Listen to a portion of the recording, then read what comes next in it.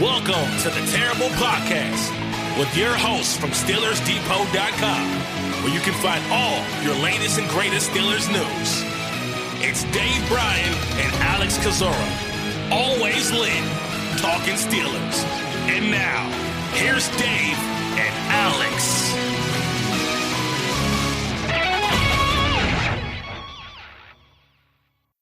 Welcome to the Terrible Podcast, Season 13, Episode 50. He's Dave Bryan. I'm Alex Kozora, SteelersDepot.com. Thanks for being back with us here this Monday, Steelers Nation. Dave, the Steelers always do this to us. They try to reel us back in. Coming into this game, had potentially some hope. First half of play, things looking pretty good. You're telling yourself they actually might just do it. Then a second half collapse and mess offensively and defensively to drop the Steelers to 3-7 as they lose to the Bengals 37-30. So any tiny bit of hope, as false as it may have been, has certainly evaporated. Yeah, look, they had to win this one to get us, to at least justify there being a little bit of excitement heading into the Monday night game against the Colts. Really, the final 7 games here, which several, at least on paper, look like they should be able to win. But at this point now, it becomes how many games will they win and where will their draft position be? Because unless you're out there listening thinking that this team can run off 7 consecutive victories with 2 of those being against the Ravens, then this team's staying home for the holidays, which obviously has kind of been the assumption for several weeks now. So now you just watch and you're definitely in watch and evaluate mode, I think, if you ask me.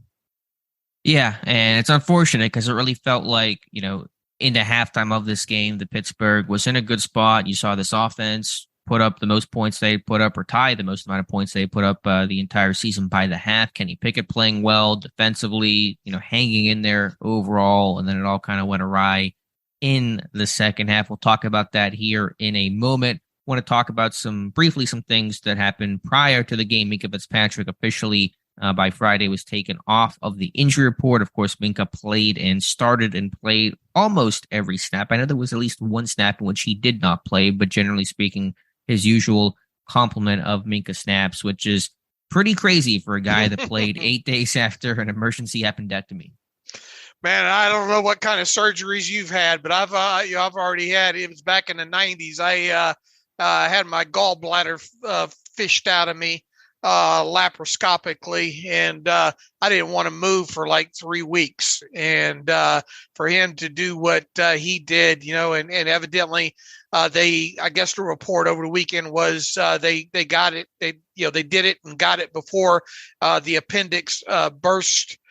Which I guess is a positive in and of itself, and probably helped aid the recovery process. But you're talking about still playing a game in the National Football League as a safety, and I'm sure he probably has to get a little bit of pain medication to help along the way in there. But I think that's just I don't know if we'll be able to use that as a baseline though moving forward. True.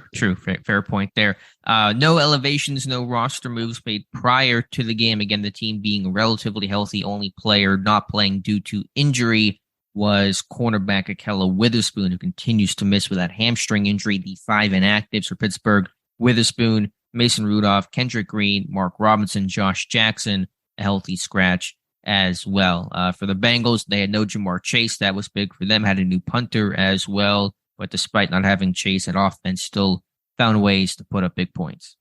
They sure did. And you can take a bottle and spin it in any direction that it lands on. You can. There's a healthy share of blame to place, I believe, because look, if you would have told me that this team, was going to score 30 points in this game, and it be all, really offensive driven, and they end up losing, I'm not sure I would have believed you, because I talked a lot leading up to this thing about, man, if they can somehow manage to get Minka Fitzpatrick back and, they're going to have Miles Jack back on the field and obviously TJ Watt in his second game back. I mean, we get to see a defense that's probably the healthiest that it's been since week one? Week one, yeah. And we all know what happened in that week one game there. Now, look, I didn't expect them to shut out the Bengals or anything like that, but I certainly expected that them to hold them to, 23, 24 points right around in there. And if the Steelers were able to outscore that, then good on them. My biggest fear overall was the offense and really specifically the offense turning the football over, and they did not do that. In fact, they won the turnover battle 2-0, and they it ended up 8-6, I think, or something like that on the explosive plays in totality. So you're thinking, all right, you're probably going to have a good chance to win that. But once again, plenty of blame to go around in this one, and the fact that the defense gave up, 37 points and 2 90-yard drives, which I think you have a nice little nugget about in your stats of the weird. I do. It's the first time since at least 2001, as far back as the drive data tracks, the Steelers have allowed a pair of 90-plus yard touchdown drives in one game. So certainly those were backbreaking, especially the latter 93-yard drive that really kind of felt like that. It put the game away in the Bengals' favor. Do want to note just very quickly from an in-game injury standpoint, Pittsburgh, Mike Tomlin naming 3 of them, in-game 3 players who did not finish the contest. That included wide receiver Miles Boykin with an oblique, running back Jalen Warren with a hamstring injury, and then starting center Mason Cole with a mid-foot injury, which I assume is a continuation of the injury he's been trying to play through the entire year. And so Haas and I are replacing Mason Cole in the middle. Mike Tomlin will have more updates on Tuesday, but those are the 3 injuries to watch that we know of going forward. But yeah, to go back to your point, and I know all the talk radio and all the Twitter buzz today has been and will continue to be, who do you put the blame on? Is it on the offense? Is it on the defense? It's both. If you don't put it on both, you're just wrong, and you're just trying to set an easy, narrative for yourself. The offense totally collapsed in the second half, and the defense allowing 37 points. The Bengals 3-3 in the red zone. Those things cannot happen for this team to win. So we can talk about who should get more blame in specific issues, but both sides need to be held accountable. Both sides had their warts, and both sides combined and special teams, which was not perfect either. But everything, all the above is the reason why this team lost this game. Yeah, I was going to say, don't let Davey Smith sneak out the back door out there. I'm trying. No. Although it was on the lesser of the evils category, it was that, but there was just no, there was some nice returns by Steven Sims in this game, but there was also a punt muff and, some blocking on a couple other people just standing around. He's going to have some fun in that film room, because there were a couple of times where, man, just put a body on somebody on some of these returns. And then, additionally, they let a couple of decent, returns happen, on the other side there. So, 3-phase game, and there's plenty of blame to go around in all 3 phases for the Steelers for sure. Where do you want to start with the blame game? Want to talk about the Steelers offense or defense? Where do you want to kick things off?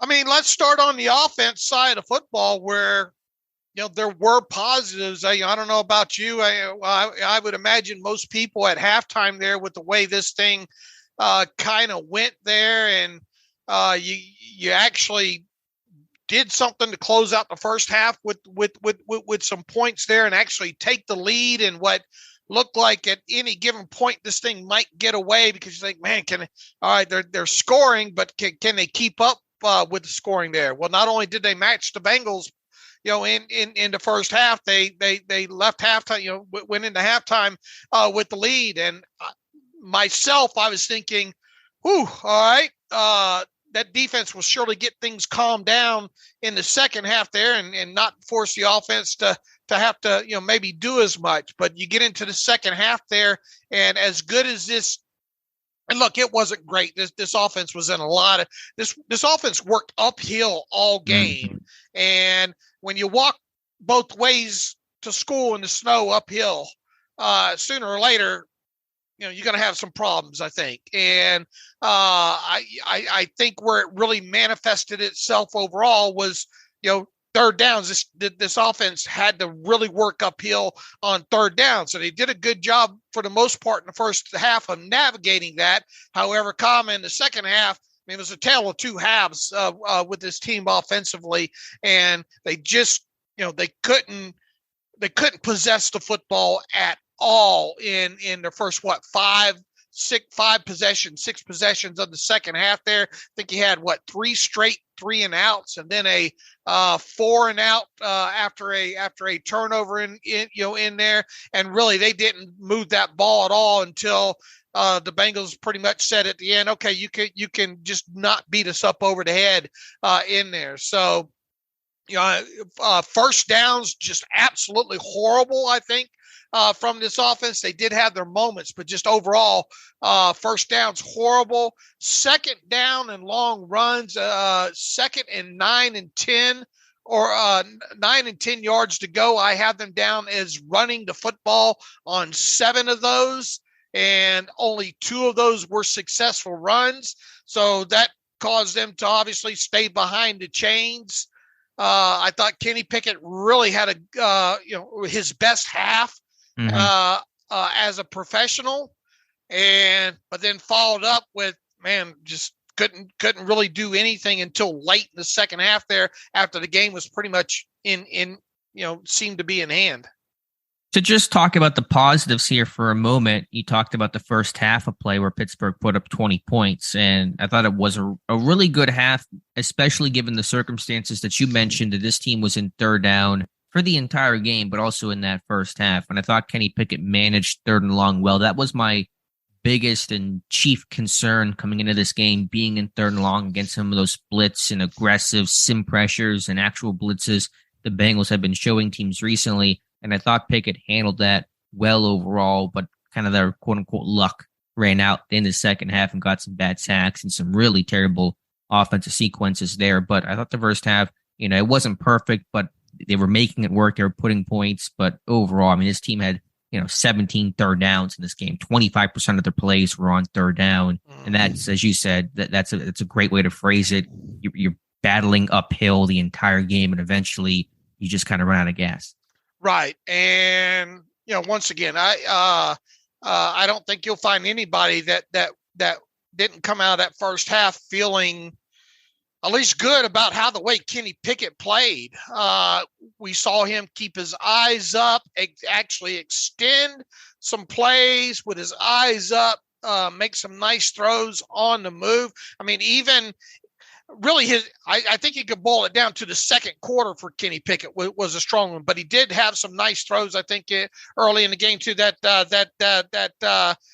Yankee concept to Pickens, I believe, was in the first quarter, was it not? And then he also had where he escaped out to the to his right side and hit Jaylen Warren, kind of an extended play situation. And Warren was able to get a first down there. However, Warren did injure his hand, I think his hamstring on that play, and did not return after that. But overall, just to feel that was able to play within structure and outside of structure in the first half. And look, even you look at you brought up a great point of him recognizing pressure and looks in that first half. Well, I think there was the one instance there where they had the Bengals were showing a blitz, and I think it ended up being a cover zero type situation, but that left Najee Harris one-on-one outside with a defensive end, and that's an ideal matchup right there. And I thought Pickett put the ball. Some will say, well, he probably could have held it a little bit, maybe hit. I think it was Deontay Johnson in the middle of the field there.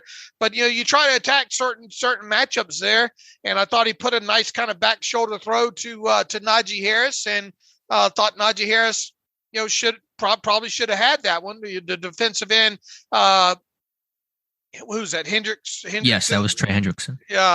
Did a good job kind of staying with them there. But those are type of things that you expect your guy to win. There was also another throw in there, I think, in the first half that Pickett had that Freiermuth dropped. And, I just thought overall I had a good feeling coming out of that first half about Pickett. And actually, we talked last week, right? What are some things that we're seeing some improvements in with Kenny Pickett? And, there really wasn't anything that you could put your finger on other than of the poise and the accuracy that he had shown. Well, I think in this game, we saw him be able to push the football down the field more in this game. And then additionally, his ability to extend several of these plays and especially in the first half. Sure, even the one that you mentioned a moment ago to Jaylen Warren, that was a great job. There was a free runner on a blitz, which was frankly going to happen in this game because of the way the Bengals create their pressure. You can't pick up everything. Sometimes guys have to be red hot, and Pickett moved to his right and found Warren and moved the sticks on third and whatever it was, 7 or something like that. So, I mean, there were encouraging signs there, but unfortunately, we're not talking about how great Kenny Pickett in this offense was exiting this game. We're talking about, and the theme was from players and coaches, missed opportunities, not capitalizing on moments, and that all came in the second half. And really, there were 2 specific sequences that stuck out to me. I wrote about this morning in a film room for Steelers Depot. The sequence following the George Pickens 33-yard catch down the right sideline, a great throw and catch from Pickett to Pickens. The 3 plays that followed, the fail flea flicker, the second down run, the third down sack leads to a punt. And then the next drive, you have 1st and 10 at the Bengals 34 after a Najee Harris 13-yard run. Next 3 plays, totally negative with penalties and miscommunication and just ugliness that leads to another punt. So you're in plus territory. You're essentially in field goal range on back-to-back drives, and both of them end in punts. That's fourth quarter. It's 27-23 Bengals. I mean, I don't want to do Tyler Wise's work for him, but that feels like the turning point of the game. Yeah, without a doubt, especially that second series, because I believe after that first failed series where you're thinking, man, they got to come away with something there. And then even the third and, what was it? The 3rd and 25. I mean, you're already in Bengals territory there, and you're probably going to punt. Third and Harrisburg is very tough to pick up, but can't you do something other than just a screen on that or a simple run on that play there? You're not going to get it, and I know he ended up getting 7 yards on the play, but it feels like more of an attempt maybe should have been made to at least maybe get into field goal range. It's not like you're on your own 42 or something like that. You're on the Bengals 49-yard line, and if you get 12, 13 yards on that, then at least you're going to come away with that with a field goal attempt and possible 3 points on top of it. But I think you would be correct, and once again, don't want to do Tyler Wise's work for him, but that series at 11:35 that you started at the Bengals 47-yard line, that included 2 penalties right off the bat, and wasn't one of those the one where the miscommunication between Pickett and Najee Harris that Pickett tried to do what he could out of it and stop me if stop hello darkness my old friend, ineligible man downfield, that was going to happen. You can't put that on the offensive line because they're that's a run all the way there. I think Kenny Pickett just called it a miscommunication and whatnot after the game there. But that series right there, and at the time, what was the score of the game? 27-23 Bengals. Yeah, 27-23, and you're in the fourth quarter, and then it went sideways after that. Yeah, again, because the defense had gotten a great stand. Pittsburgh gets great field position. I think they're at the Bengals 47 to start that drive. 1st and 10, a nice downhill run. Najee Harris gets 13, one of the better of his day, probably second to the 19-yard touchdown that he had. And you feel like, okay, you're at least going to get 3 points and make this, or you can get another field goal if you get one more stop and all those kind of combinations. And then the very next play, what was that first down play? right off the Harris run. That was not the draw, was it? That was no, that was a run. That Frymuth got called for holding. Right, that was a Frymuth hold on the outside. Yeah. Yeah, and that puts you in 1st and 20. So then they try to run that very elongated draw, which I'm not sure how Harris doesn't realize what's happening on that play. He's pass blocking, and so Kenny Pickett hands it off to nobody and then tries to extend the play, get called for the ineligible man downfield because that's a run all the way, as you talked about. You're in 1st and 25, and then, I mean, it just goes from there, and it just kind of devolves from there. A bad off-target over-the-head pass to Najee on that 1st and 25. And then what was the incomplete to Olszewski on the 2nd and 25? I'm trying to remember where the location was. It was over to the right side on that. Was that the one that Olszewski cut it out of bounds? I don't remember. But no, I did it in my film room here. 2nd down. I can't find it here exactly. The 2nd and 25 throw to Olszewski. I'm drawing a blank of where that went. Okay. Well, anyway, location-wise, bottom line is, you end up in 3rd and 25 at the Bengals 49 from 1st and 10 at the Bengals 34, and that sums up all the missed opportunities in this game. And Pittsburgh certainly had their chances to get back in this one and take the lead, and just squandered every chance they had in the second half.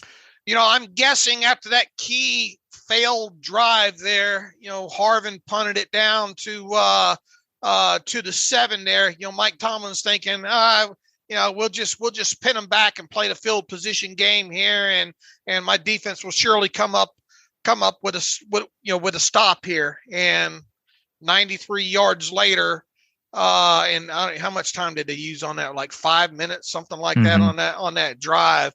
That was effectively the end of the ball game right there, because as just a huge turning point in the game that blame can be put on both sides of the football there. Yeah, so I mean that's the story. Even when this team scores 30 points, which is by far their season high, it feels like they're pulling teeth to do it. And obviously the last touchdown there was more that prevent defense where the game wasn't over, but it was kind of over. A very high probability the Bengals were going to win this one. So that's how you get to 30. Last 3 games, Pittsburgh has scored 30 points. They have lost. They lost against the Chargers last year, 41-37, lost in the 2020 wildcard game, 48-37. So even when this team hits 30, usually a good number for offenses, it apparently leads to a loss in Pittsburgh. And it seemed to be kind of a from a skill position standpoint, it felt like kind of a 3-player game for the Steelers. It was either Najee on, can Najee hit a run? Can Pickens, get one down the field, or can Pat Freiermuth do something? Outside of that, Deontay Johnson, 4 catches for 21 yards. This guy hasn't had a 100-yard receiving game since the Ravens game. What was it, week 13 or something last season? There. And, this is a guy he's yet to get in the end zone yet too, right? Right. And there's only one 100-yard receiver in a game this year, George Pickens at 102 against the Jets. So, I mean, just to give the sad stats for you guys. Steven Sims, you're getting absolutely nothing out of him in the slot right now. He's getting his cardio in on those motions, though. He's getting his steps in at least. Yeah. I mean, you've gotten to the point where Gunnar Olszewski's playing a healthy amount of snaps in the slot now, and I don't think that's going overly well either. It became, as I stated, became it seemed like it was either going to be a run to Najee that you're going to have success on, or a pass to either Freiermuth or Pickens was kind of what you were hoping on, and Kenny did make some good throws down the field overall. He did miss some throws in this game as well too. So, I don't want to say that he's without fault here. It was really a tale of 2 halves for him. I mean, he probably should, he should have had a long, late garbage touchdown down the left side to George Pickens, a rare drop for him, on that play there. But, couple of things that we've talked about previously that we wanted to see from Pickens was, red zone, which I thought technically they were 3 for 5, I think, in the red zone there. The Bengals kind of had a little bit of confusion on that Pickens touchdown, but that's not Kenny Pickett's fault. At least he found the open guy and put it to him. In that situation there, what their other 2 red zone scores were, let's see, a 19. The Harris 19-yard run. run. And then the short dive there late in the game there. But I mean, the whole fact is you get in the red zone and you're scoring over 50% of the time, and they indeed did do that.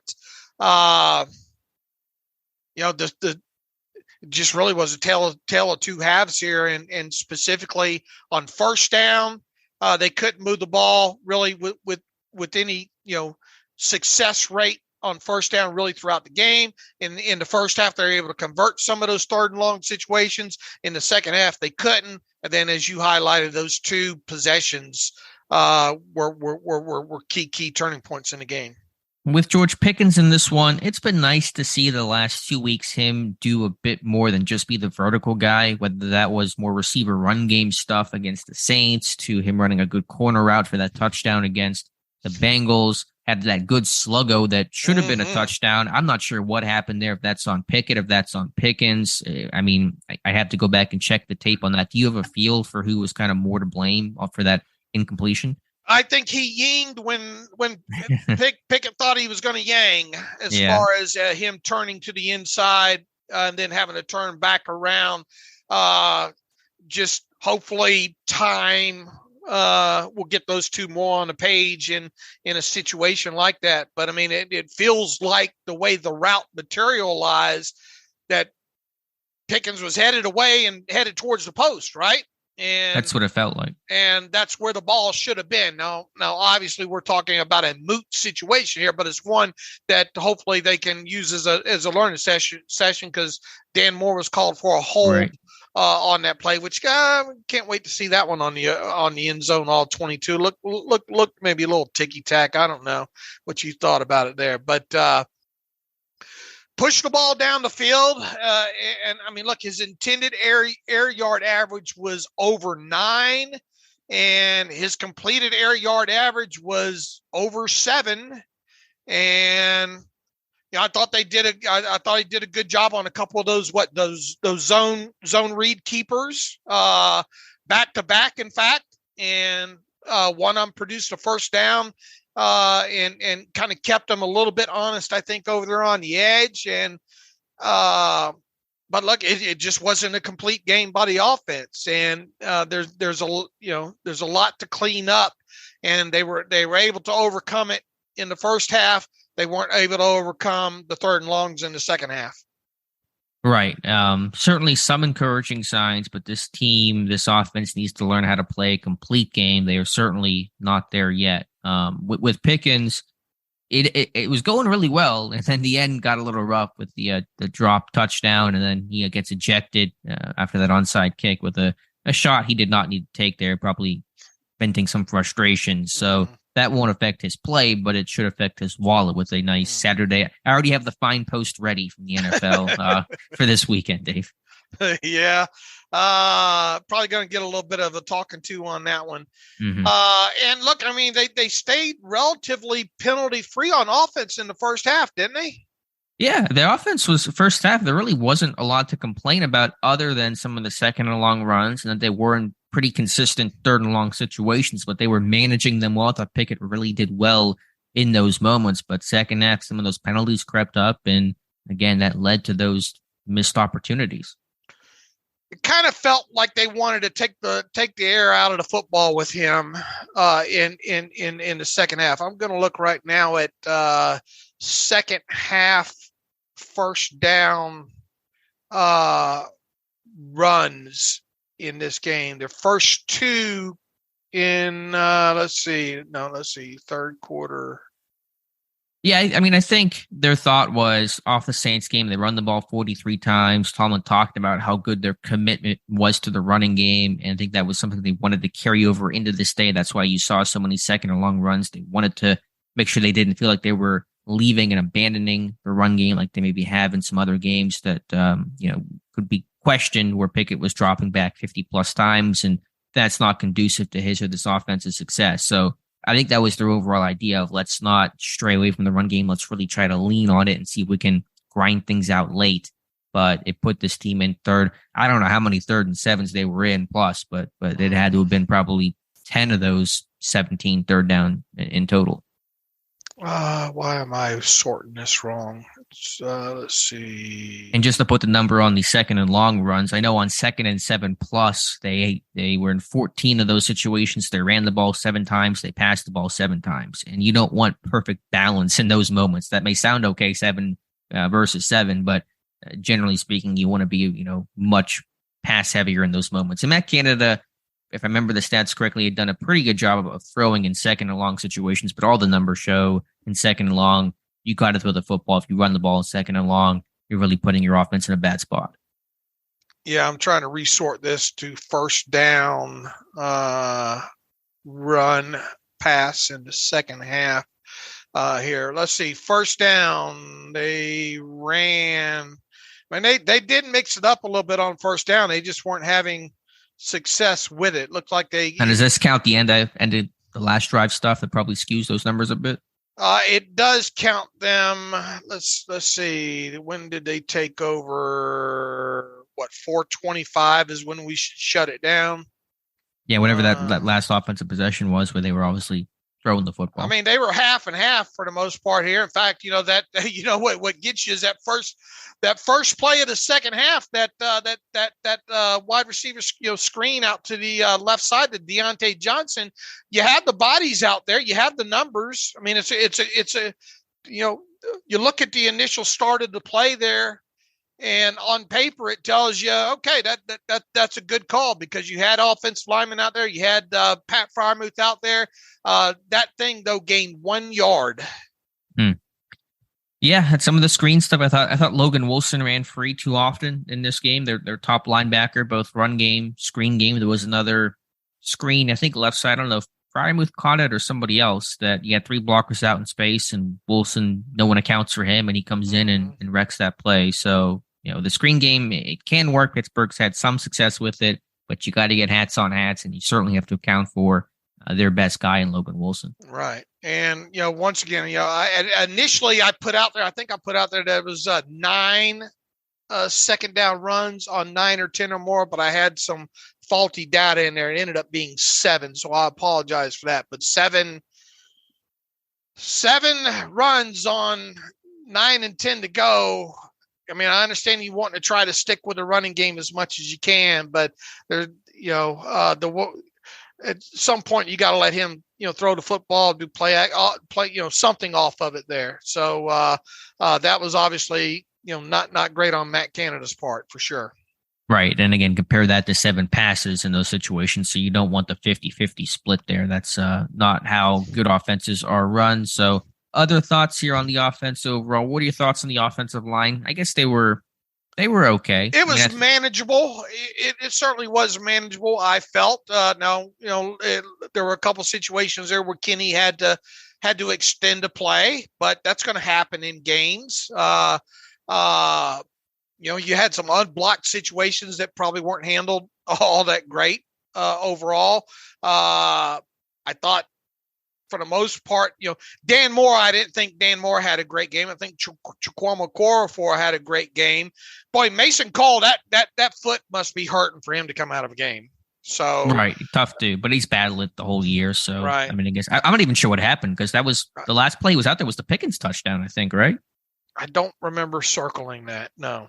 But whatever it was, the last play was a pass play. Didn't seem to be hurt, but I guess maybe it was just trying to tough it out, then couldn't any longer.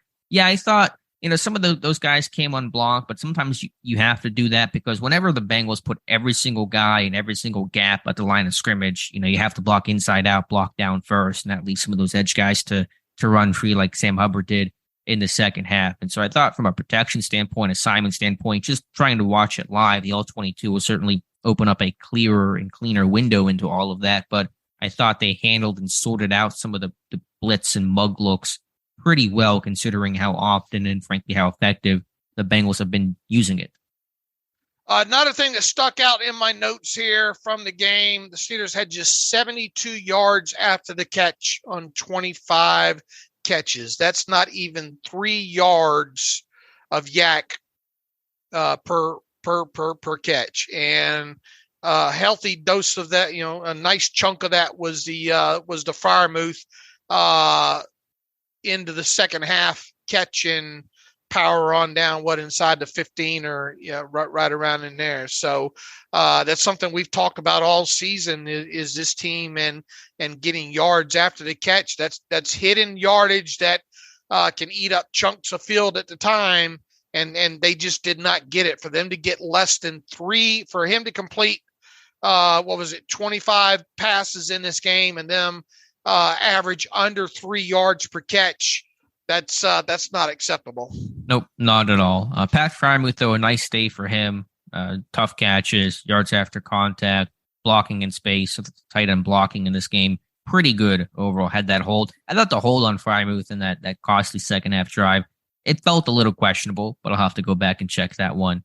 But I thought, Freiermuth, now he's probably hurting more than anybody in this game. He took a lot of shots. He took that leg to the chest. He took, he's getting the crap kicked out of him. He was limping pretty good at the end of that game, but he's a tough guy and, smart player, good against the blitz. So nice game for Pat Freiermuth. What do you think about in the second half after the turnover there, the third down play where I think he was trying to go to Gentry, I think, in the end zone there.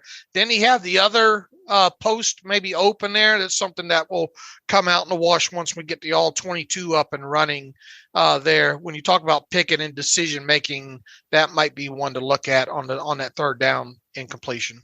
Okay, I'll have to go back and check that one. It's not coming to mind too well right now. I thought maybe early in the game, like the first drive or two, Pickett was maybe a little quick to get the ball out, maybe miss some stuff over the middle, hard to tell live. But I thought he settled in the rest of the first half. I thought overall his decision-making, has not thrown a pick in the last 2 games. Can't ignore that. That's certainly encouraging to see. I thought first half was good. Second half, though, until that last drive, wasn't just on Pickett, but just overall the offense just went nowhere. He seemed to spread the ball around the field a lot more in this game, and the initial passing chart shows that as well too. Of him, pretty much trying to attack a lot of areas of the field. Any thoughts on Bengals linebacker Jermaine Pratt saying after the game, they just like to run the same play over and over, of course, referring to the Steelers, and Pratt did stop that one jet play to Steven Sims, then went for a loss of 3. So he at least saw one play coming that we know of. And without seeing, my initial takeaway is I didn't feel it was as predictable in the second half as much as it was not executing. Yeah, I think that's probably generally true. I don't love I know the flea flicker is one of those things that you talk about where if it works, you're a genius. If it doesn't work, you're the village idiot. And so it's always the results based of it. But I didn't put this in my notes. I should have. I thought the Bengals, though, defended trick plays well in my tape study leading up to this game. So I don't think a trick play, which Matt Canada has said in the past, he does not like trick plays. So to go to a flea flicker in that moment, not sure about that one. Yeah, look, obviously the play calling can be drilled down and take issue, especially we talked about the second down runs and all like that, second and long runs and all. But I didn't, at least on the TV tape, to watch backs through, and the second time was after we came across the Pratt comment.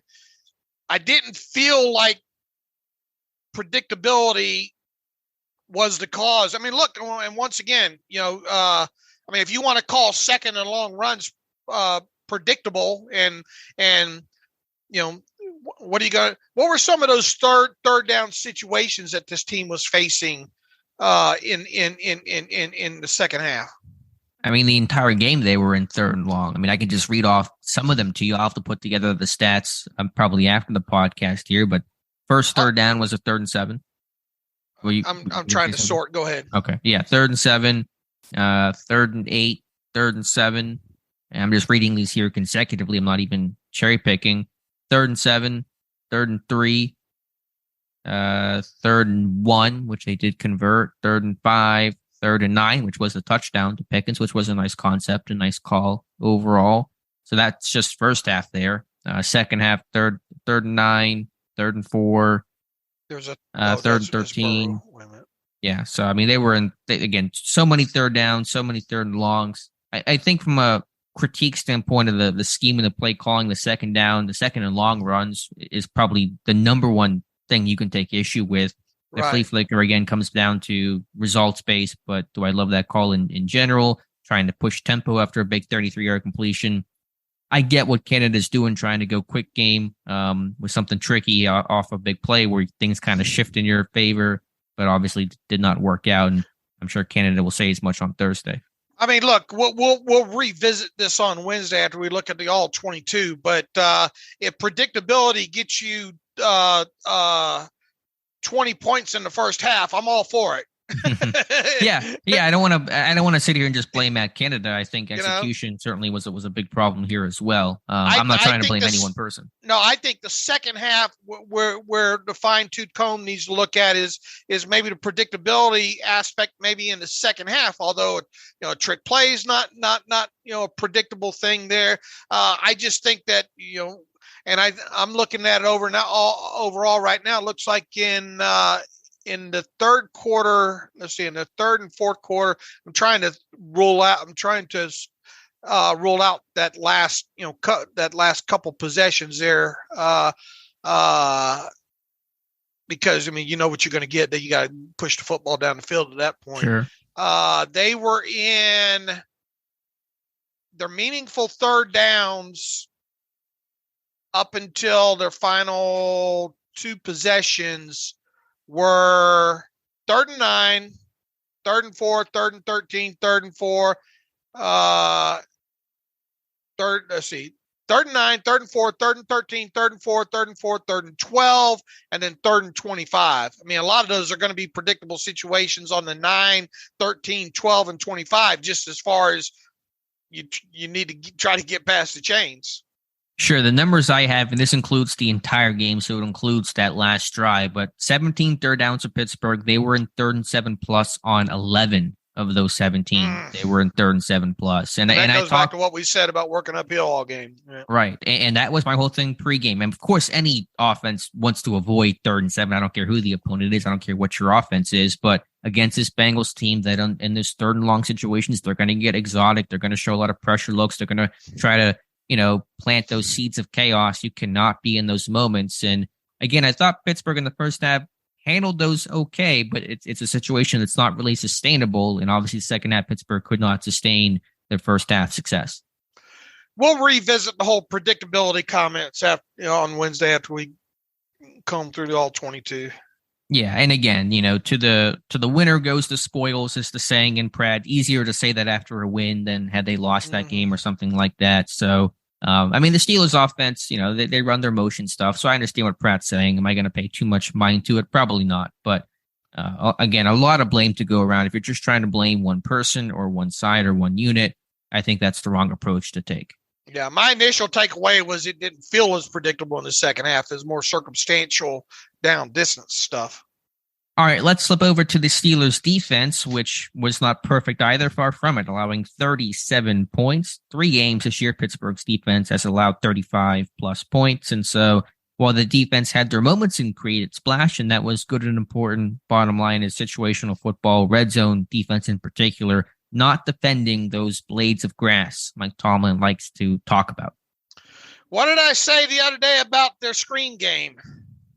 Yeah, you were right on the money. I mean, you should have been in that room. Maybe Samaje Perine wouldn't have had 3 dang rushing touchdowns or receiving touchdowns on Pittsburgh. No, I didn't envision him being the one to do it to him. Look, I mean, this is one of the key stats I had coming in. This is anytime you hold Joe Mixon rushing yards under like 90 yards. They were 0 and I think the Bengals were 0-6 in games against the Steelers that Joe Mixon didn't rush for 90. So for at least 90 yards, and he got knocked out of the game. Obviously, I think by around halftime or right around in there, not soon after there. But They didn't have, look, I mean, you had the two backs in this game combined for 7 catches for 90-something yards and 3 touchdowns. That's a Jamar Chase stat line right there, right? Right. And it hurts more when it's P. Ryan and then Trenton Irwin. Everyone's favorite Trenton Irwin with the 4th touchdown in this game. And go back to, we talked about the Steelers had just 72 yards after the catch on 25 catches in this game. The Bengals had 171. They had nearly 100 more yards after the catch on one last catch, or one less catch in this game. So, and it's, especially in the red zone, you nailed it in defending the blades of grass. Robert Spillane misses one over there on that side, missed tackle. That one ends up in the end zone. I think on another one, Miles Jack half blocked, half trips, trying to get out to P. Ryan to cover that. Nobody's there to help clean it up. That one ends up in the end zone. And then on, what was it? It was the first one, I think, that everybody got walled off, I think, on the inside there. I think that's Bush's man. I think in that situation there, he gets walled off, and they did a good job of getting that left guard of theirs out into space, and he does damage down the field. The wide receivers blocked it up good down the field there, and I think that was the first touchdown that P. Ryan had in the game there. So yards after the catch was absolutely huge in this game, especially when it came to the screen game overall. Once again, you want to talk about them being down a guy in Jamar Chase. They replaced that stat line with 7 catches for 90 yards and 3 touchdowns. I'd much rather Jamar Chase had played in this game. And really, it felt like Jamar Chase played in this game because the Steelers could not stop T. Higgins, who just took over this game in the way that Chase takes over games, and you feel like you have no answer to defend him. Higgins, 9 catches for $148 on just 13 targets, so a very efficient performance overall. And really, that came in 3 quarters. He did not have his first reception until 11:40 in the second quarter. Yeah. So, I mean, just tearing Pittsburgh up in 3 quarters and picking on Millette. It wasn't, he picked on everybody, though. He picked on Wallace, he picked on Sutton, he picked on Arthur Millette. There was no answer for T. Higgins, and then the unsung heroes of P. Ryan and Irwin contributed and kind of finished those drives off that Higgins would generally start. Felt like they were one of their main things was try to attack the Steelers nickel defender. Didn't it feel like? To an extent. I mean, they had a lot of, switch releases and bunch concepts to really kind of free up Higgins and get good matchups. But it was not just Millette. I mean, I'll have to put the charting together, but the longest catch that Higgins had was a slot fade against Levi Wallace. And Cam Sutton got beat a couple times as well. And certainly Millette, that matchup is one the Bengals will attack and did attack every time they got it. Right. And going back to my keys of the game in this one, and I think my first key of the game was, let's see here and pull it up here. Make Joe tee it up. And I kind of thought that, look, if the onus is going to be to shut down the run, and specifically here, I said in short, the Steelers defense probably needs to make Bengals quarterback Joe Burrow beat them down the field with throws to the team's other talented wide receiver T. Higgins. And, because of that, you had to think that they were going to attempt to take Joe Mixon away on the run as a runner and as a pass catcher in this. I probably should have put Samaje Perine in there, but didn't see that one coming there. But to me, it felt like you wanted to get it in a situation and take your chances of Joe Burrow to T. Higgins being the thing that wins the game for them. And it wasn't the only thing, obviously, because we talked about the running backs, catching the ball out of the backfield there. But and as you rightly pointed out there, he didn't do anything in the first quarter there. But boy, they came in bunches after that, and he made a lot of nice catches. I thought Burrow did a great job of reading where he was going to be at, mostly trying to get the football out quickly, and those two got a chunk of yardage together right there between Higgins and Burrow finding them for sure. Absolutely. And listen, the Steelers, they made their game plan very clear coming into this game. We need to stop the run. We have to stop the run. And to their credit, they generally stopped the run. Mixon, before he got hurt, did nothing. And P. Ryan didn't do much on the ground either. The longest run in the whole game was 8 yards. But when you have Joe Burrow, the Bengals adjusted and they have confidence in their quarterback to let him basically take over the game and throw the ball every time if they have to. And, he found guys in Higgins. He found his top target. Then he found other options in P. Ryan and Irwin, who had a couple of big plays for them in the second half of that game. So, they have a quarterback that they trust to throw the ball as much as they need to when the run game is not there. They were winning. They were doing what they needed to do on first and second downs too. And a lot of times moving to chains in those situations on top of it. As you pointed out earlier in the show, they ran 60-something plays in this game, and they only faced third down 9 times. And one of those was at the end there where they just said, we're not going to do anything but take the field goal after the turnover on downs type situation. So you can back that one out there and say that they only faced third down 8 times in this game. And while they went, I think 3 of 9 overall in third downs, it was, I guess, technically 2 of 8, right? And they just did not get them in enough third down situations.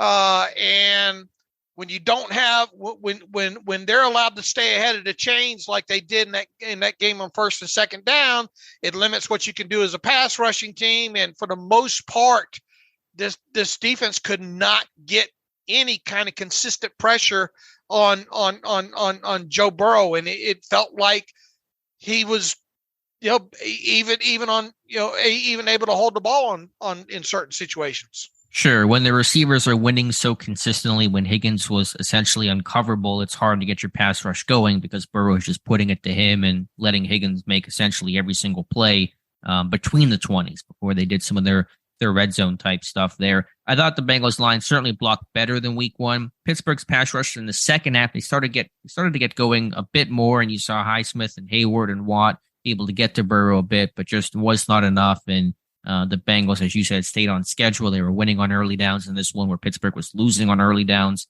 in this game, and that's one of the big stories of this contest. Rush and coverage has got to go hand in hand. And when they don't have the rush, the coverage for the Steelers is usually exposed. And it was in this one. Sure. What's really clear, and Pittsburgh's talked about it quite a bit, both players and coaches, guys, corners who have to win 1v1. And I know the Steelers corners played pretty well against the Saints last weekend, but this team needs a high-end level cover corner. They need a guy. I mean, they have a couple players who can make plays. Levi Wallace had the nice interception. Cam Sutton's a good player overall, but they need a dude at corner. And I get that every team would love to have a number 1 type corner. They don't grow on trees, but I've heard Tomlin and this coaching staff and this team talk about the need to make plays one-on-one to win those jump ball situations downfield, those 50-50 balls. Pittsburgh secondary, their corners, do not do that enough. And you talk about some of the needs for this team. You like to put, I know trenches is so important and so vital. We've discussed that endlessly, but trying to find that top end corner has to be on this team's watch list as well. Yeah, look, I mean, Millette made a nice couple of plays against the Saints and all, and we talked about that down the field and playing through the pocket and all like that. But he was it felt like a mismatch several times when he was attacked in this one. And as you stated, he's not a guy that's going to be an every down guy for you. But he's being played as such, which is so strange. Like his right. role is supposed to be an early down guy, and there were injuries early in the year that kind of forced them to make Millette an every down guy. But they have options now, and they're putting him out there in passing situations, and that is not what its purpose is supposed to be. And even if you put Trey Norwood out there, is that ideal? I mean, I guess it would be better than in some situation than Millette. Or Bob Sutton inside and put Pierre outside. Sure. I guess what I'm getting at here too, to pile on with what you said, Sutton's a free agent after this year, right? Yes. All right. You have enough confidence in Witherspoon or Wallace to be the guy at one outside spot next year? No, no, I don't. I think I like Wallace more than Witherspoon. Witherspoon has the tools to be the guy, but he's just so inconsistent, never going to be a consistent type of player. I'll make this quick and short for you. Witherspoon ain't it. Yeah, and Wallace feels like the next guy off the bench in a lot of situations. Yeah, you got a bunch of number 2 corners, rotational sub-package guys on this team, no standout number 1 type corner. Witherspoon has a talent to be that guy, but you can't trust him to be that long term. All right, and if you don't have an every down nickel, right? I mean, I've always liked Sutton inside. I think he can play there, but yeah. But he's not under. What I'm saying is, under contract. Yeah. Sure. I mean, Millet's under contract, but not every down. Yeah. Point taken there. So, you're not going to throw 3 draft picks at it. I don't know what the free agent market looks like. I don't want to get too ahead of the conversation there, but point is, I just heard this team talk about the need for their corners to make plays enough to realize that Omar Khan, Andy White will have to know that they got to go trying to search for something different next offseason. Yes, they do. They because Russian coverage has got to work hand in hand, and they'll get exposed on that back end if they don't have the rush. I get that, but sometimes your corner's got to make plays too. Even if the rush doesn't always get home, you can't count on your rush to bail you out of every situation. Of course, a good pass rush is going to help your coverage. Right, that's what I'm saying. They need better people back there. Is what I'm saying. Right. No, yeah, I'm with you there. So the pressure in the second half was better, but not good enough overall. Burrow sacked just 2 times. Any other thoughts here with this defense? Again, red zone defense is the big thing. I thought just allowing guys like P. Ryan and Irwin to take over this game, really unacceptable for a Eagles defense that was essentially fully healthy. I thought when the rush was able to have some success, it looked really, really good on tape. I mean, you had a nice game with Highsmith and Hayward on one of those there. Hayward had a couple of nice rushes against Volson, and TJ Watt missed probably 2 sacks in that game, right? Overall that he probably should have had at least 2 in, I think. But it didn't feel like the pressure was ever enough or at least not consistent at all. You did finally get to see these guys getting their hands up, 4 or 5 tip passes in this game. And, Splain even got his hands on one that Wallace ended up making a very, very nice interception on. And I mean, what do you say about, we haven't even talked about that TJ Watt interception. I mean, that's just kind of, that's tales from the dark side, stuff that people wouldn't even believe if you showed it to them 10 years from now. I don't think that. I mean, that was a hell of a damn play. Even Joe Burrow, I think after the game, what the hell are you going to do?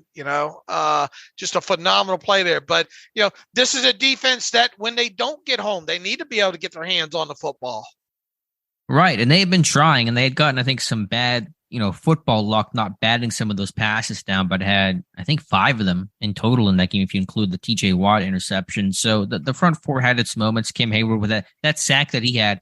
Talk about a bull rush on Cordell Volson. I mean, that is one of the best bull rushes you're ever going to see of the season, maybe of your lifetime against a rookie there. I'm sure Volson happy to no longer have to face Kim Hayward this year. Plus, I love watching just all the little stuff on those stunts in games. Kim Hayward, Volson has to be so pissed in this game because every time they'd run a stunt, Hayward and Highsmith, Hayward would grab Volson's jersey and hold on to him so he couldn't come off on Highsmith who was looping inside. And Volson was getting visibly upset about that, but Hayward just knows those little nuances and crafty veteran things they're never going to call because the ref's never going to see it in time. But overall, the pass rush, not where it needed to be. And that's certainly a key component of how this team wins. On that Irwin touchdown, I thought they Banjo passed it off pretty well. I mean, that overall, that wasn't bad coverage on that play, but Burrow put it where his guy could get it, and his guy got it.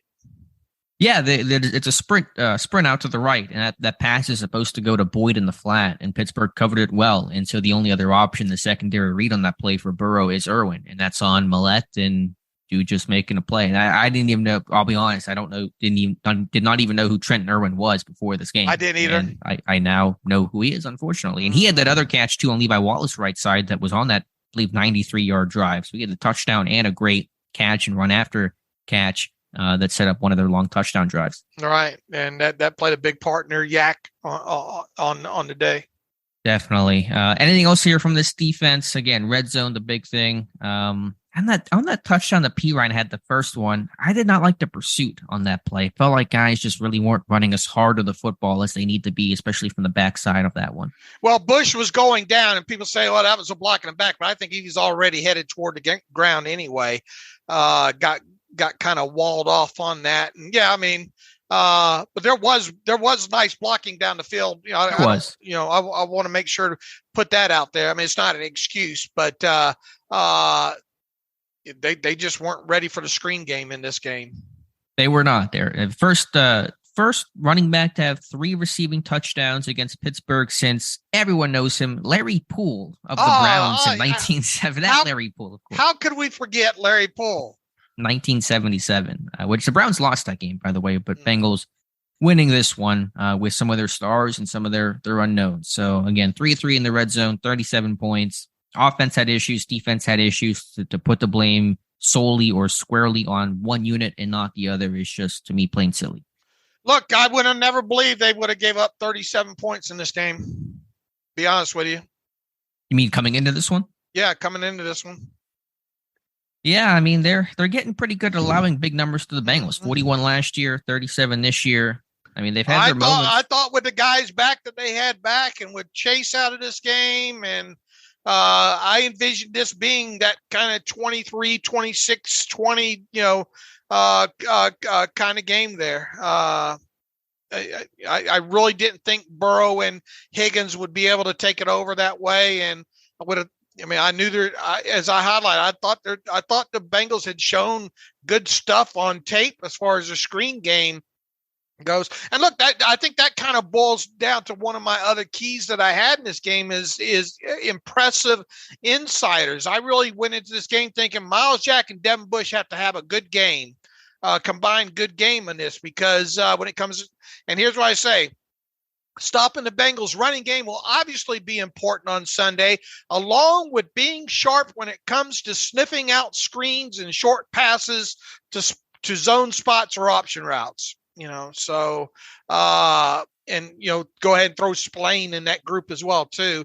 I don't think overall the inside linebacker group had a good game. And look, even early in the game there, Miles Jack kind of got shook out of his shoes for a big gain there.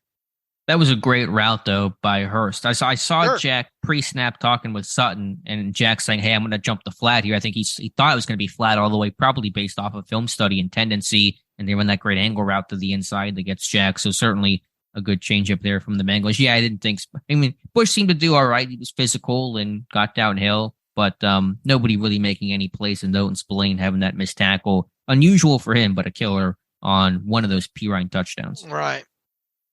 I don't think they passed hardly any of my keys in this guy. Kenny did okay in the red zone, I guess, overall.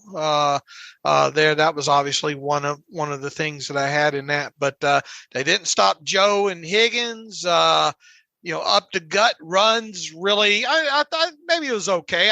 Najee had a decent game overall, I thought, especially on the ground. The other one that I had was Deontay Johnson needing to have a huge game. That didn't happen. And impressive insiders. I don't think we'll be looking back and saying, "Boy, remember the game Miles Jack and Devin Bush had against the Bengals in Week 11 of the 2022 season." You got to start forwarding this to the Steelers staff so they kind of know what's up before the game. That might help them out. Whew, yeah. Yeah, it's hard to believe, as you said, this team gave up 37 points. I mean, the Bengals were 3-9 on third down. They turned the ball over twice. Pittsburgh in these 2 games against the Bengals this year, they were +7 in the turnover battle. They did not turn the ball over once in both games, and they barely win the first one, and they lose in the second one. But obviously that's the number, 3-3 in the red zone. We'll keep repeating that. That is a big reason why the Bengals put up a 37 spot on the Steelers defense. Yep, you're right. Special teams, Presley Harvin, not a bad game for him. I thought overall his ability to kind of have good hang time and good yardage and good placement along the right sideline was impressive overall. Marcus Allen making some good tackles on kick coverage. I thought was Matthew Wright on your winners list? I hope he was. I don't know if he was. No, I don't think he was. I mean, it was a good game for Matthew Wright. There wasn't one especially like crazy good field goal. I don't want to have it where were based off of low expectations of he missed 2 last week. I mean, it was a good game for him. Some of the kickoff stuff probably could be a bit longer. I thought kick coverage overall in this game, and even the Saints game, not where it needs to be, probably allowing too many yards there. But special teams didn't win you the game, but didn't lose you the game either. Right. So any other final thoughts here on this one, Dave, as we try to wrap up this game? Good effort catch by Gunnar Olszewski late on kind of a ill-advised, I guess, Pickett throw. Yeah, that went off of Logan Wilson's hand or something, and Olszewski made that great juggling grab there. Benny Snell seeing his first offensive snaps of the season. Give it up to Benny Snell for a couple of third down snaps. Nice pass protection I noticed on one of them. Yeah, and Najee Harris, the hurdle, was very nice at the end of his 19-yard touchdown. Untouched, really. Yeah, I mean, it was well blocked by Gentry on the edge. The tight ends did their job in this game. So those were some of the positives, but all ending with a negative and a 37-30 loss. Pittsburgh now 3-7. And this was, not that their playoff chances were great had they won this game, but 4-6, you got a chance, 3-7, and we're talking about next year. All right, injuries coming out of this one. Yeah, I mentioned that. Warren will have to watch. Right? Yeah, Warren, Cole's going to be one, Boykin, and, we'll see what Wednesday brings and what Tomlin says tomorrow. I imagine Frymouth's probably beat up in this one, and we'll see what else is out there. All right. Gloom, despair, and agony on me. At least the Colts are favored, if you believe that. At least the Bears lost, and Chase Claypool continues to do very little out in Chicago. We'll hold on to that. All right. Okay. Anything? We'll obviously go through the all 22 here this afternoon and talk more about this game on Wednesday. All right. Let's get to some reader emails and close out today's show. Let me sort it out here. Oops. Inbox. And we'll have to see what the schedule is like. I know Tomlin is Tuesday. The team does not have a current schedule for the rest of the week post Tuesday with the holiday. I don't know what their Thanksgiving plans are, so we'll adjust as well. But of course, we'll cover whoever and whenever players, coaches talk. All right, Bryce, overall, Tomlin and Austin overthought this and made the simple, complex double team T. Higgins. Game plan should have been to take away Mixon, double Higgins, and make somebody else beat you. There's no excuse for continually singling him up and letting him cook. He wasn't all singled up, though. There was some zone stuff in there, too. Yeah, I'll have to go back and check the tape. The Bengals did a nice job with some of their bunch sets and different releases that makes it a bit tougher to double a guy like Higgins. He wasn't always just, outside Z or outside X receiver. And listen, P. Ryan had 3 touchdowns. Irwin had big plays. Other guys beat the Steelers as well, especially to finish drives off. Yeah, I mean, if you want to, once again, they replaced Jamar Chase with 90 yards and 7 catches and 3 touchdowns. And a lot, all those P. Ryan touchdowns had nice yak attached to them, did they not? They did, yeah. Just poor tackling, poor pursuit, and now Higgins helped. I don't want to take it away. I mean, the guy had a hell of a damn game, and boy, it seemed like his catches were coming in bunches too. There. So I mean, you had they doubled T. Higgins and then been able to run the football for 120 yards, you would have said, well, what are they doing doubling T. Higgins when they should have been focusing on the run there? So the other teams paid to play too. I thought Burrow really played well, really well. Oh yeah, he was sharp. Absolutely. I mean, and that's a component of there too. I mean, there's so much stuff that we can point the fingers to in the defense outside of just saying that they should have double teamed T. Higgins all game. Let's see, number 2. He's been a good teammate so far, but how long do you think it's going to take before Deontay starts making noise about his ridiculous lack of targets and in this amateur scheme? He says, I give it 2 more games. He's frustrated. He admits it. I mean, as far as how vocal he becomes in this thing, we'll see. Well, I know Johnson was pretty vocal early in the year, and then he kind of changed his tune, and I'm guessing Tomlin or Friz Jackson or somebody sat him down and said, hey, we need you to not be as visibly and vocally frustrated with the media. We want you to be a leader in this room. You're the longest tenured guy. I want you to kind of really be the anchor. And so he's tried to really bottle that stuff up. But Certainly going to be frustrated. 4 catches. He's averaging under 9 yards per catch this season, which is just a terrible stat for him and for this offense. So understand that. We'll have to check the tape to see why he wasn't more involved. But yeah, certainly going to be a frustrating season for Deontay Johnson. At least he got paid. At least he got his contract. Yeah. Nicholas Gooden writes in, hoping Yins can convince me to still think there's meaning in the rest of the games this year. I know there's meaning in development, but dang, this one hurts. Really thought we had a good chance going into Sunday. My question, I believe in the NFL, the difference between okay and great is very minimal. With so much talent, it all comes down to details. This goes from players all the way up to ownership. I know it doesn't really matter, but I really wonder what this team would be like right now with a first-round offensive lineman instead of a first-round average NFL back in Najee. Not putting this loss on Najee by any means, but I don't think I can't put any wins on him either so far in his career. Look, you can't boil this season on down to Creed versus Najee right now.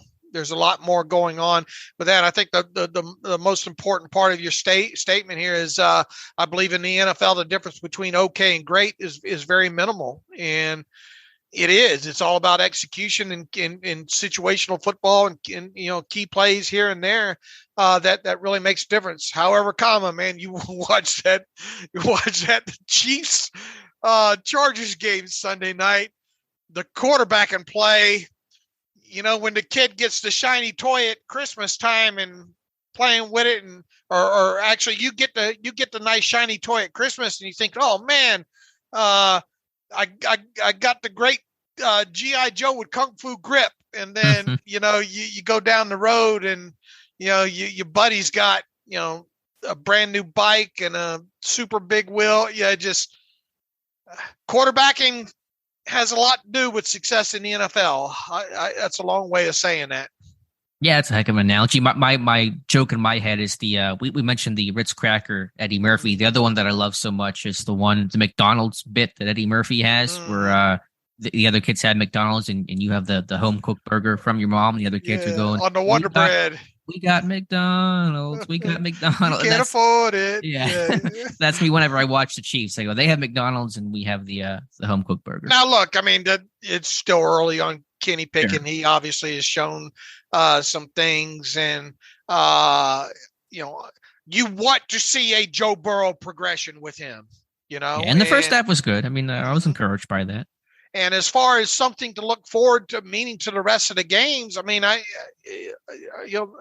you want to continue to see Kenny Pickett, show you some more things now. So, I mean, that's obviously one thing to look for here. At some point, they're going to have to make the decision maybe to get a guy like Mark Robinson on the field to see what that kid has.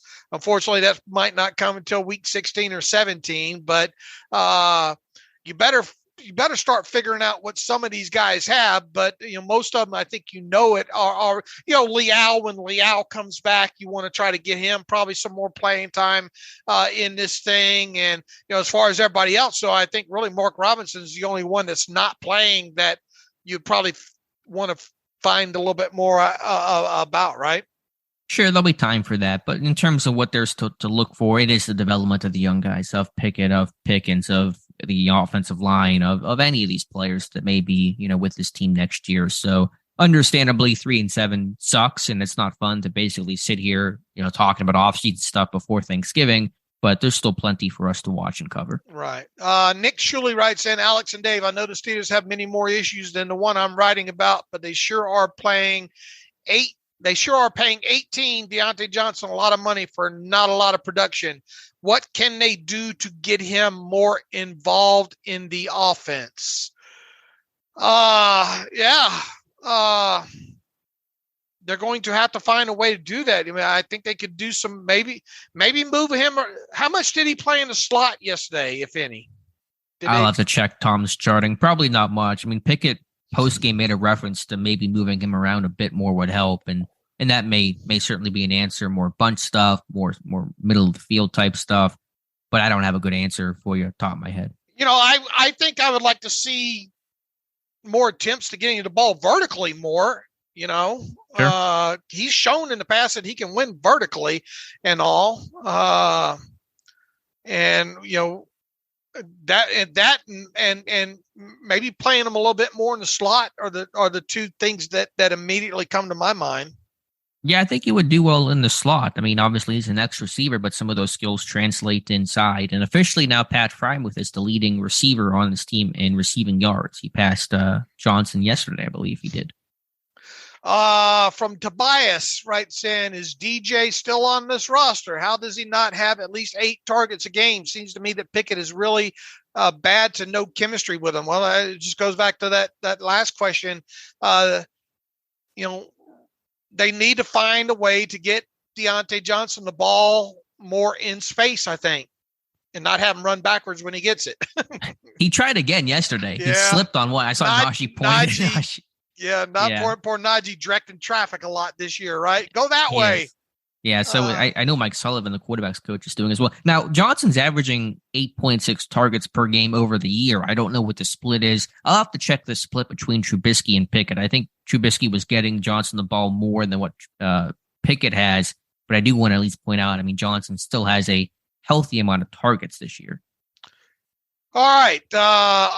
Look, Yak is one – This team really needs to look at the Yak situation after this season for sure. And how much do you think losing Warren in this game hurt, if any? Not much. Najee's, he lost the third down role, but I still trust the guy to pass protect and pick guys up. I thought he did seemingly a good job of that. I mean, there's an element of conditioning and maybe some wrinkles, but I don't think it really affected things that much. All right, I think that's all the emails here. All right, folks, here's the good news, bad news. The good news is the Steelers managed to somehow score 30 points in this game. The bad news is their defense gave up 37. It's a real monkey's paw situation. Can we have 30 points offensively? Sure, but you allow 37 on defense. Yeah, what did it cost? Everything. What I don't even know I don't even know what that meme is from. And what does that mean from? That's Thanos. I don't know the culture too well, but that's Thanos. Yeah, I don't know that culture too well myself. All right. Any other final thoughts here as we start to wrap? What are we? An hour and 9 minutes here? Roughly. I'm not even sure what time we started this thing. Maybe a little over that, but yeah. I mean, tough loss. I don't know. It felt so good in that first half. Felt like okay, this team pulling you back in, and then it just all goes away in the second half. All right, you're going to be doing an off-schedule live stream tonight because of the Steelers having the Monday night game next week in the regular scheduled spot there. So you'll be getting that underway at 7 Eastern time on the YouTube machine. Unfortunately, because my back being so bad, I've got a lot of treatments that I'm having to do and go to the chiropractor, and I'd already made an appointment for a session, when Alex has this thing underway. So either congratulations, I'll miss this one, or sadly, I'll miss this one. Well, I can't talk as it is, so trying to have me talk for an hour probably won't go that great, but it'll be fine. But yeah, that'll be 7 to 8 p.m. Eastern time tonight. Good luck with all the Fire Matt Canada questions you'll get. I'm getting my body ready. And fire Terrell Austin and fire Mike Tomlin in here. So, all right, the all 22 be out. We'll be going over that in film rooms and anything that happens with the Steelers. And we'll be back on Wednesday with a pre-Thanksgiving Day podcast here. As we start slowly making our way toward the Steelers Monday night game in week 12 against the Indianapolis Colts. So in the meantime, you can follow me on Twitter at Steelers Depot. Follow, Alex Kozora at Alex_Kozora. Follow the show at Terrible Podcast. Email the show, theterriblepodcast@gmail.com. If you like what we do and want to donate, SteelersDepot.com. Hit the donate button. Also, if you like an ad-free version of the site, hit the ad-free button up right navigational bar. Until Wednesday, as always, thanks for listening to the Terrible Podcast with Dave and Alex.